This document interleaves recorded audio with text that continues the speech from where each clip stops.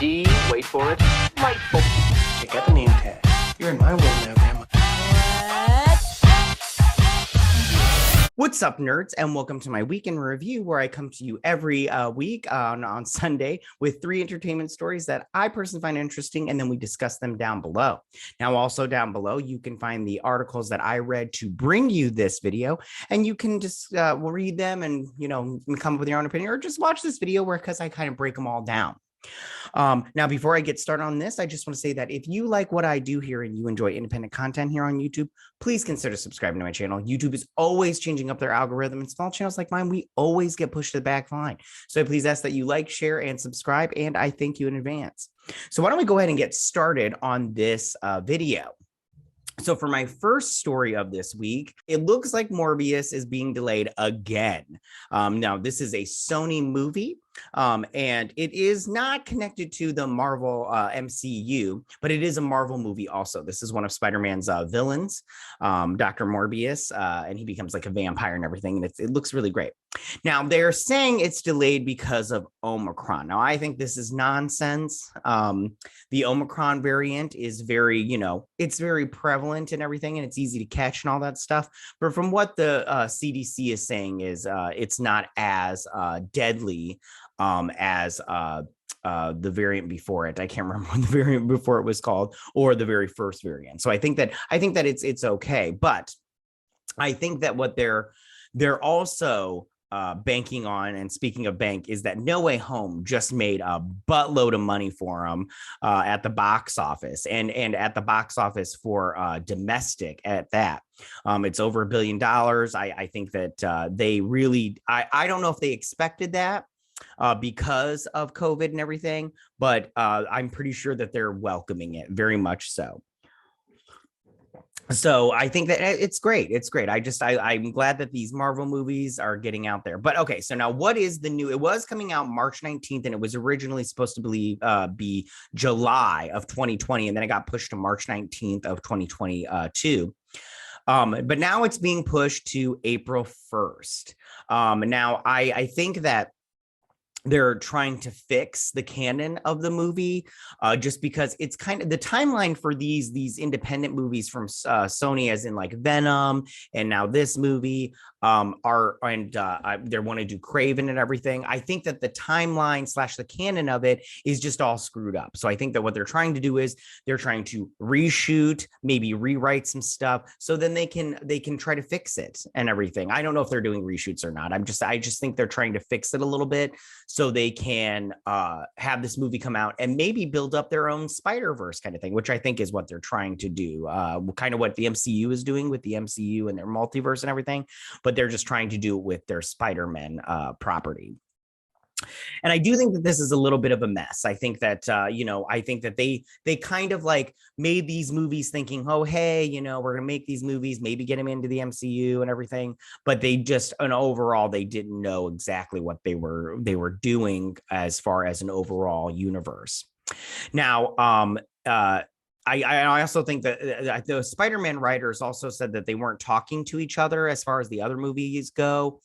And I think that is obviously prevalent also. Like, you can tell that they're like, if you watch the trailer for Morbius, Spider-Man, I believe it's Andrew Garfield Spider-Man. Oh no, Sam Raimi Spider-Man on the wall. But then like you've got like Michael Keaton's Vulture in there, or at least I think it's his Vulture. So it's very weird what they're trying to do. I'm not quite sure what they're trying to do, and we'll see. So I'm just curious if they're trying to add cameos or reshoots, and adding all this stuff that, this detail and everything that they didn't have before. But I also think that they're moving it because of the movies that are coming out in March. You have The Lost City, starring Sandra Bullock and Channing Tatum. I don't think that movie is going to be that big, but whatever. And then you also have Downton Abbey, the new Downton Abbey movie. I think that even though I am not a personal Downton Abbey fan, my wife is, and I do know a bunch of women that are Downton Abbey fans. And that right there is just people that you have to fight with that counter programming. And then also the big one is the Batman. The Batman is making all the monies in March and maybe in April. I don't know if April 1st is going to be good enough for them because Batman is going to make so much money. Everybody's excited for Batman. I'm excited for Batman. I think that it looks good. There's some things that I don't like about it, but we'll see if the leaks are true. The very minimal leaks and everything. I just don't know. But I am excited to see that movie, and I think it does look good. And I think that when it comes to Morbius and Batman, I think most people are going to pick Batman over Morbius and everything. I know I would, but I think that this is a good idea. It's just, I don't know how good of an idea and and if they are changing up the lore and trying to add cameos, good for them. I think that, but I am excited for Morbius. I do want to see it because I really like Jared Leto. I find him to be such a great actor. He's so good. All right, so that is my first story of the week. So for my second story of the week, Chris Evans is going to be playing Gene Kelly in an Untitled movie. It is being written by John Logan. Now, who is John Logan? He wrote the screenplay for Gladiator, Sinbad, Legends of the Seven Seas. I love that animated movie. Rango, also an animated movie. Skyfall, and the TV series Penny Dreadful. And I love Penny Dreadful. That show is so good.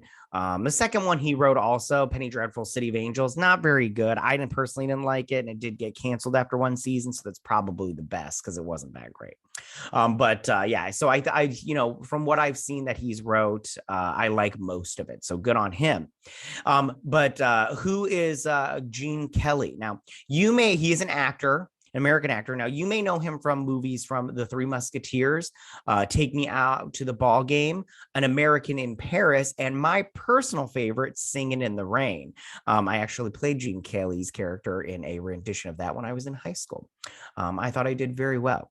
I love Gene Kelly. He's so great and so talented. If you get a chance to, when I had Turner Classic Movies, I did watch a lot of his movies on there, and he's fantastic. And if you get a chance to watch Singing in the Rain or any of these movies that he's in, I believe that you'll fall in love with him just as much as I did.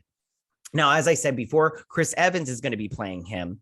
And I don't think that Chris Evans is the main character in this movie. And I'll talk about what it's about in just a second, but he'll be like, one of the main characters. I'm not quite sure. We'll see how big his role is in this because of it, but it does not have no title. Now, as I was saying before, this film is about a 12-year-old boy who works on the MGM lot in 1952 and begins to create an imagined friendship with the legendary movie star Gene Kelly while working on his next film.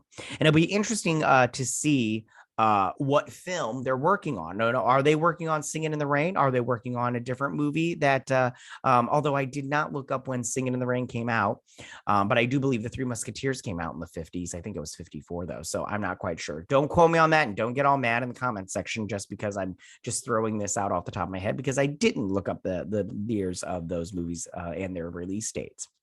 Now, no studio is attached as of yet, but I think that this sounds great. And I think that with Chris Evans attached to it and John Logan, I think John Logan is very talented. And the fact that Rian Johnson is producing and all these really big people that are producing, I think that I definitely think that this will be picked up by a studio sometime soon. So that is my second story of the week. So for my third and final story of the week, it looks like the Sex Bombs are getting a anime of their own, anime cartoon, and it's going to be an animated series. And I think that this is great. Now, this was originally a graphic novel, and I personally have never read the graphic novel. But I did watch the Edgar Wright movie that came out a little bit. I don't know exactly when the year that came out, but I did enjoy that movie. It was very, very good. I enjoyed it very much. And yeah, like I said before, this will be an anime, and this is going to be going to Netflix. Now, I know Netflix has had some problems with their anime live action stuff, anime going to live action, but I think that when it comes to their anime, I think like Castlevania was very good. I enjoyed Castlevania, and I think that maybe and as far as animation goes, I think that they're very good at it. Now, Brian Lee O'Malley, who will be writing this, he's the creator of Scott Pilgrim. He will be writing this and co-show running this TV show, which is always good. I like when they bring in the original creators of something to help helm it. I'm just curious if Netflix will get involved, and I'll talk about that in just one second. But Ben David Gronkowski, I hope I said his last name. He will also be show running this. He will be co-show running this. And he is the one that started the Are You Afraid of the Dark reboot over on Nickelodeon. I personally like Nick. I like Are You Afraid of the Dark, but I don't like his rendition of it. I only watched, I think the first season was a couple episodes, like 6 episodes, I think, or 8. It's been a while. I didn't like that, but it wasn't bad. It's just, it wasn't my Afraid of the Dark. Are You Afraid of the Dark? Now, Science Saru is the anime house that is going to be doing the animation on this. Now, I don't know their work from the past, but I definitely will be watching this, and I'm quite excited for it, just because I think from that live action movie, it got me excited for this. I like the whole concept of fighting a woman's exes and everything. I thought that was great. And Abel Gungara will be directing this series, or at least the first season, I believe.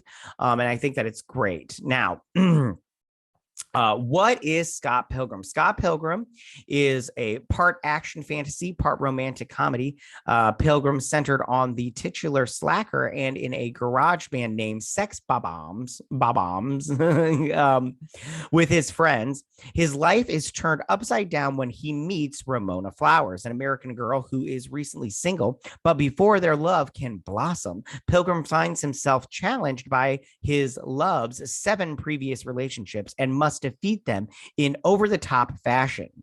Now, 6 volumes of the series were published by Omnipress between 2004 and 2010, with the graphic novels not just becoming indie comic hits, but a publishing phenomenon that broke out into the mainstream, selling millions of copies.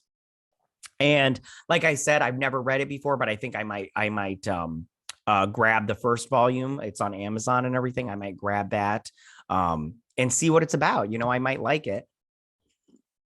And if it's anything like the live action movie, I'll definitely like it, because I did like that live action movie. So that is my final story of the week. Tell me, what do you guys think about all of this? How do you feel about Morbius getting another release date delay and getting pushed back to April 1st? Are you okay with this? Do you like it? Do you not like it? Is this something that you're pro? Do you think it was a smart decision on their behalf, moving it to April 1st? I did see a lot of people online making fun of it, thinking that it was a joke, moving it to April 1st, like, haha, gotcha. But I think this is a good idea, and I think that it's a good idea. And then how do you feel about Chris Evans playing Gene Kelly in this Untitled movie written by John Logan? Do you think that he's the best choice for this role, or do you think that this is a bad choice to play Gene Kelly? I like Chris Evans, but I love Gene Kelly, so we'll see. I don't know. He might do a good job. You never know. And then how do you feel about Scott Pilgrim getting an anime on his on Netflix? Do you trust Netflix to handle this property well, or do you think that they'll screw it up like they have with, for instance, Avatar: The Last Airbender, where they brought in the creators and then they screwed that up? But that is live action, not animation. And then are you good with this because they're bringing on Brian Lee O'Malley and David Grabinski? Or do you think that either one of those, that maybe creators should take a step back because they'll just repeat their old works? You can tell me what you guys think about all this. Go ahead and leave all your comments in that section down below. If you like this video, go and hit that like button. I won't mind. If you're new to my channel, please hit that subscribe button. I'd greatly appreciate it. And I will see you guys next week on my week in review. You guys have a good week. Bye. Hey nerds, if you like this video, go ahead and click that Geek What icon and subscribe. And if you like this video, go ahead and join me every Sunday with my week in review.